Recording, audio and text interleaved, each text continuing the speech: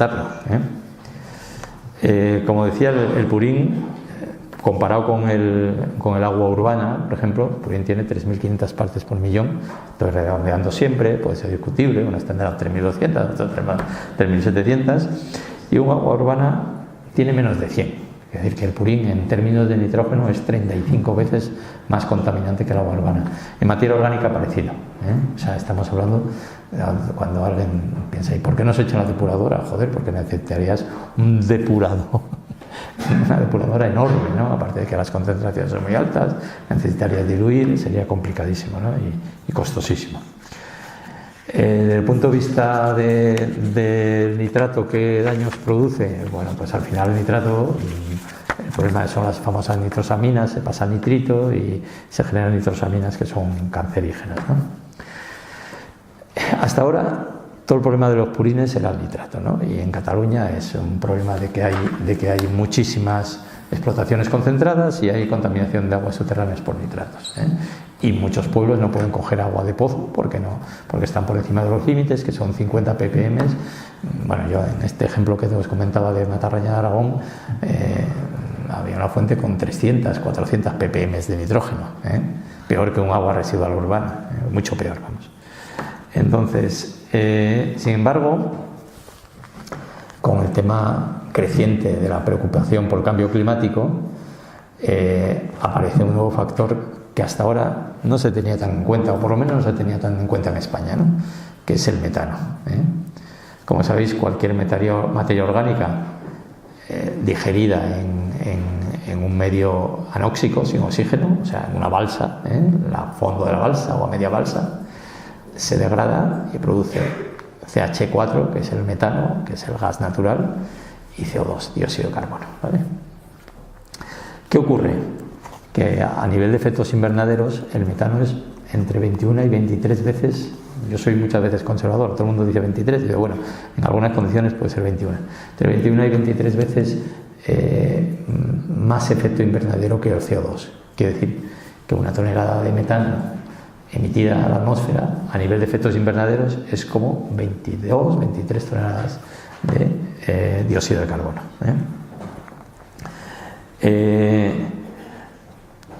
Y como digo, se produce espontáneamente en las balsas. Por eso, cuando decíamos, bueno, pues almacenamos para aplicarlo cuando sea. Cuidado, que ahora ya empieza a haber otro problema, que hasta ahora no se consideraba, que son las emisiones de metano. Por cuantificar un poquito, aunque yo siempre voy a ir a los números menos alarmistas, soy muy... aunque hay publicaciones con el plan de biogestión de purines que habla de 170, 180, bueno, creo que una tonelada de purín mal gestionada acaba produciendo unas 150 kilos de metano. Como sabéis, existe un mercado con CO2 derivado de la industria, pero las emisiones ganaderas no están en ese mercado porque son lo que llaman difusas, o sea, no son fácilmente medibles. Entonces, como os decía, si cada tonelada se produce 150 kilos, quiere decir que una plaza de cebo produce 300 kilos de metano al año. O que una explotación de 2.000 plazas, si está mal gestionada, podría llegar a producir 600 toneladas de CO2 al año, y eso ya son palabras mayores. Simplemente por comparar el mix eléctrico español, o sea, la energía eléctrica que consumimos, que es una mezcla de energías renovables, de gas, de carbón y tal, la emisión que genera por kilovatio hora son 0,33 el último año. El último año subió un poquito, pero vamos a andar de orden 0,30, 0,31, hasta que haya un objetivo de renovables en que eso irá bajando, ¿no? Eso quiere decir, y ya por jugar con los números, si cada habitante en España, o sea, en España se consumen 200 y pico mil gigavatios, y somos por los 40 y tantos millones, pues si lo divides, cada habitante en España consume al año unos 5.700 kilovatios hora. Cada habitante con toda la industria, o sea, ahí todas las industriales se la aplica a todos los habitantes. Yo, para vivir en esta economía y en este país, estoy generando indirectamente 5.700 kilovatios hora y todo lo de la industria se me está aplicando a mí. Es decir, que produciría unas 1.800 kilos de CO2, ¿vale? Por ese 0,33 que estamos hablando. Bueno, pues si hacemos los números, y bueno, esto espero que eso os entregue, 6 plazas de porcino mal gestionadas equivalen a un habitante con toda la industria aplicada a él. O sea, el consumo tuyo de tu casa es muchísimo menos. Joder, como tuvieras que pagar 5.700 kilovatios hora al año, sería la ruina, ¿no? Entonces, curiosamente, y eso es importante, ese metano, que no deja de ser gas natural, está diluido, el gas natural el 90 y tanto %, y el metano que produce el biogás, que se llama, que es el que produce la granja, tiene como un 60 y pico % de metano, el resto casi todo CO2 y un poquito de agua. Entonces, si eso lo convirtiera, la energía que producen esas 2 toneladas, que más o menos son 6,5 kilovatios hora por tonelada, tal, multiplicadas por las 2 toneladas, son al año 100 kilovatios hora. O sea, una plaza de cerdo puede producir al año 100 kilovatios hora.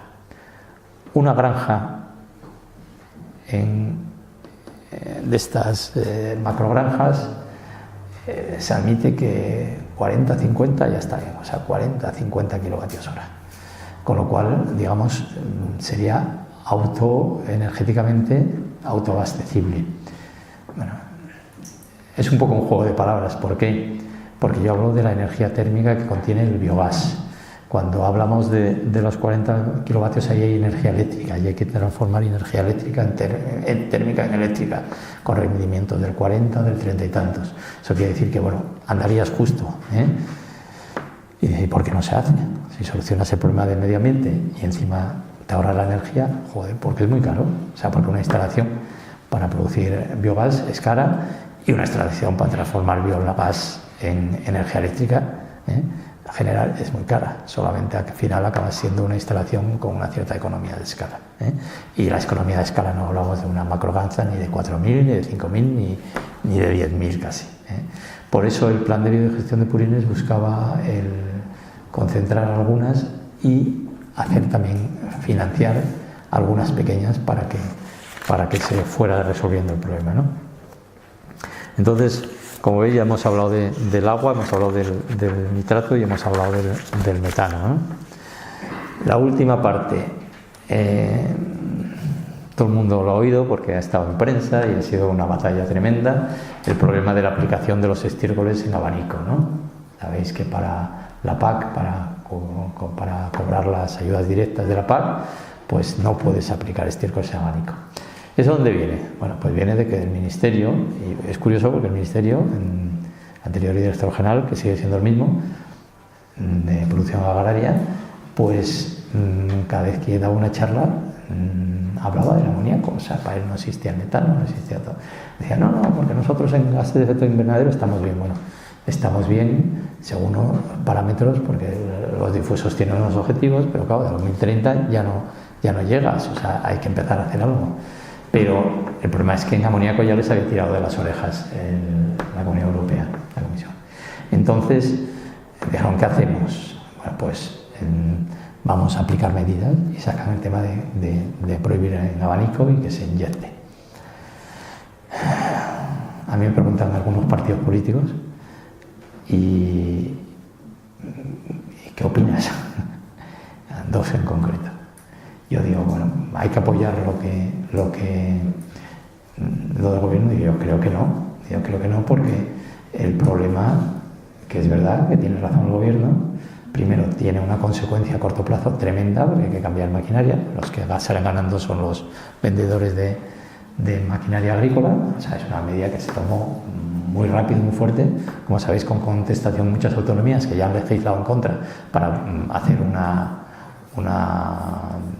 no una derogación, sino una prolongación del periodo de vigencia, y porque el problema de los purines no es solo el amoníaco. Es decir, lo que hay que hacer es una mesa en el Congreso, en el Parlamento, donde quieran, con los sindicatos agrarios, con todo el mundo, con los integradores, para tratar el problema de todas las consecuencias medioambientales de los purines, no solo del amoníaco.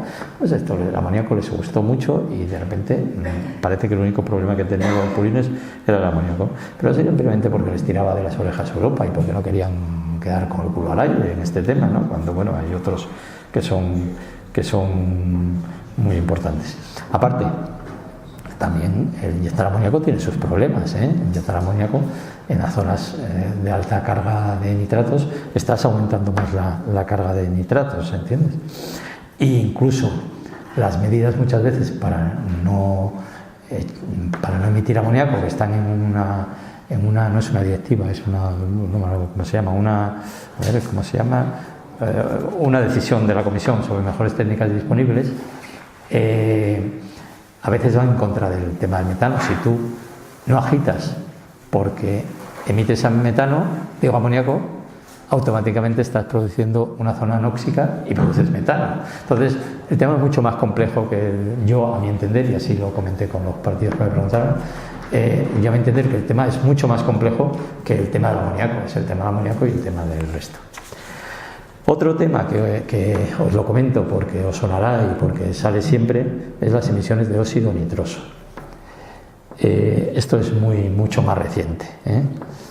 En el suelo hay bacterias que transforman el nítrico, parte se puede ir al agua, pero hay en presencia de materia orgánica, se puede desnitrificar y acabar convirtiendo parte del nítrico en nitrógeno atmosférico, que es inerte y no pasa nada.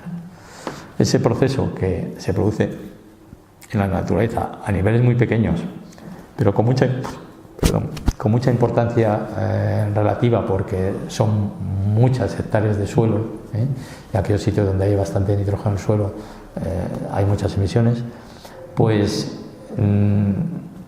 no se ha copiado en la tecnología. Y hay unas plantas que habréis oído, sobre todo en algunas ciudades, que son de nitrificación, desnitrificación. O sea, el amoníaco, la parte orgánica y tal, se pasa a nítrico y luego se desnitrifica y se echa nitrógeno atmosférico. ¿Qué ocurre? Que en ese proceso se genera otro tercer gas que se llama el óxido nitroso, que es el N2O. El óxido nitroso es 300 veces más efecto invernadero que el dióxido de carbono.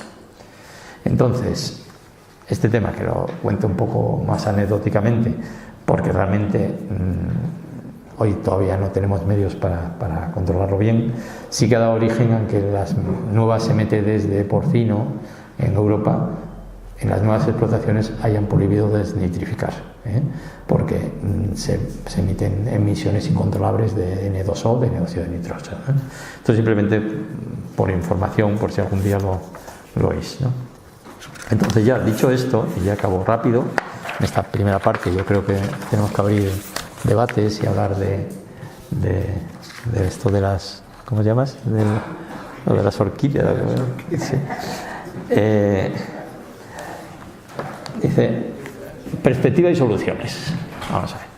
Vuelvo a repetir algo que he repetido varias veces. A largo plazo, indudablemente, este sector y la agricultura tendrá que ir hacia... Y no este sector, toda la producción de carne, tendrá que ir hacia producciones más sostenibles.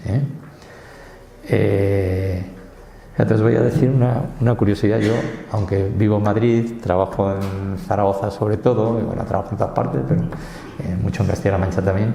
Yo soy asturiano en una zona de montaña que es parque natural y tal, ¿no?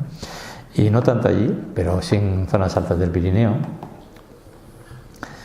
empezaron a decir por qué está bajando el caudal de los ríos, aparte por cambio climático y tal, ¿no?